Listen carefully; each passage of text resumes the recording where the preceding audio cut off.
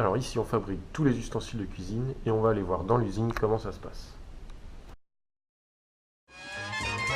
Rencontrer des passionnés, gastronomes, artisans, au gré des vents, découvrir des techniques et voyager simplement, telle sera la devise, non sans gourmandise, de Fripouille en Vadrouille.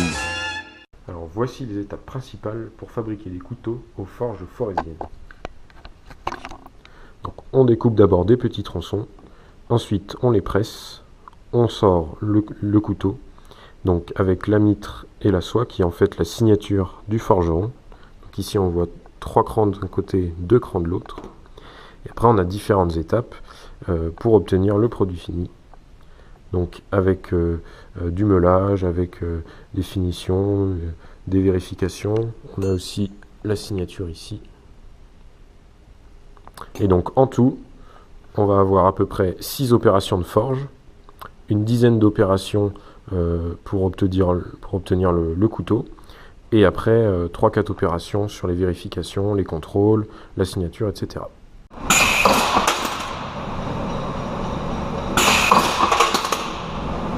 On obtient des morceaux comme ça. Une fois qu'on a ce lopin, on va passer ce qu'on appelle là-bas de côté au refoulage. On positionne les lopins sur le plateau. Elles vont être attrapées, aller dans le bord qu'on a ici. On va chauffer à 800 degrés. On va compresser le métal. Et la pièce va être évacuée.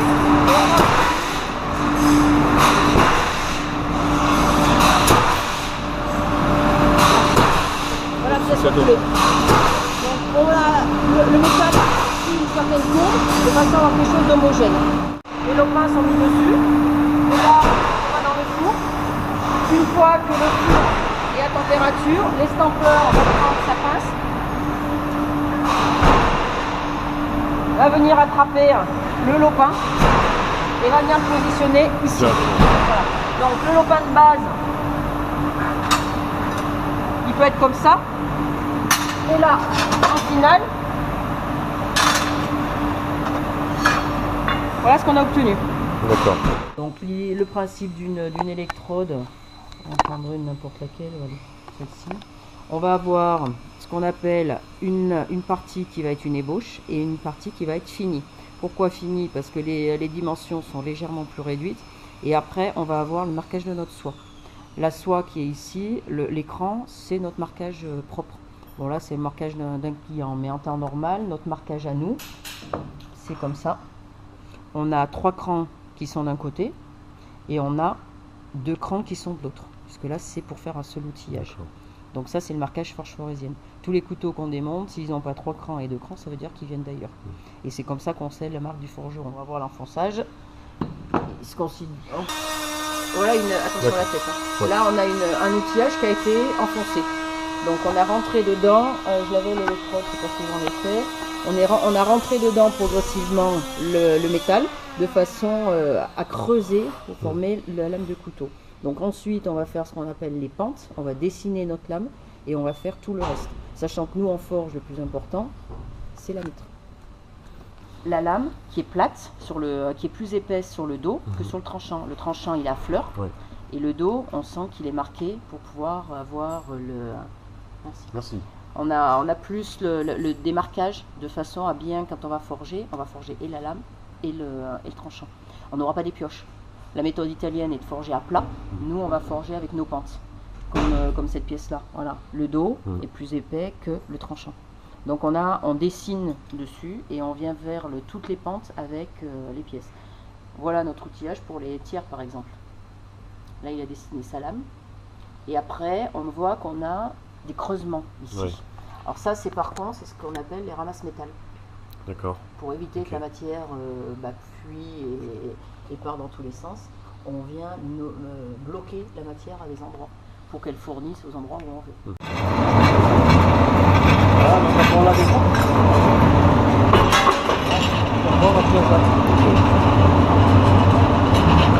et ça.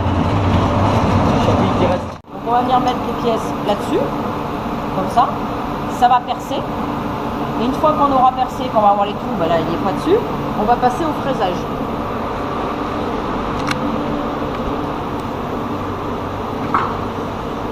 On obtiendra ça après. Et là, les pions de centrage qu'on a ici, Ouais. ça va nous permettre de les positionner ouais. sur là.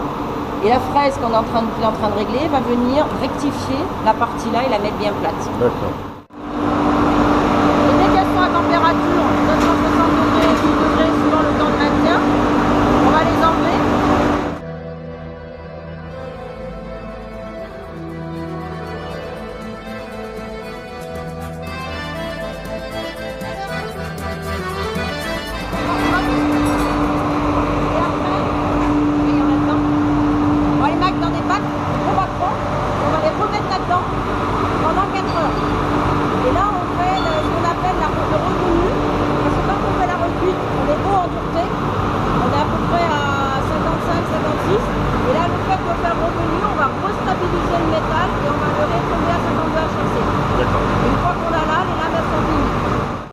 Cailloux qui ont des formes différentes en fonction de ce qu'on veut obtenir.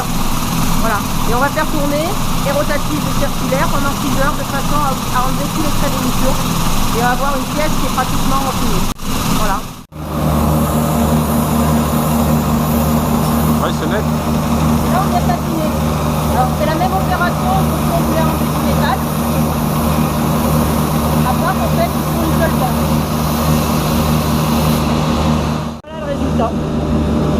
À la base, comme ça, donc il est juste vibré et là il est satiné. D'accord. Donc l'avantage du satinage fait avec la machine, c'est qu'on a un satinage régulier.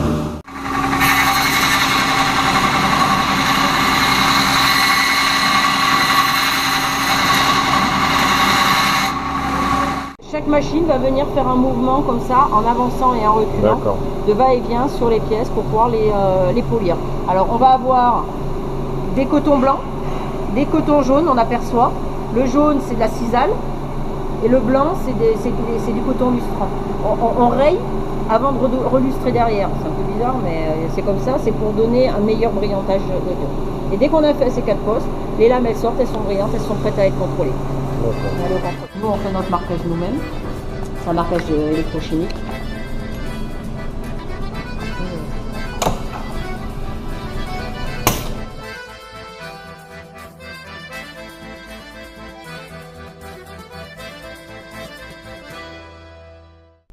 Voilà, le monobloc de tout à l'heure que Pierre était en train de nous faire, que je me recoupe pas une deuxième fois, était en train de nous faire en satiné, ben voilà ce que ça donne une fois fini.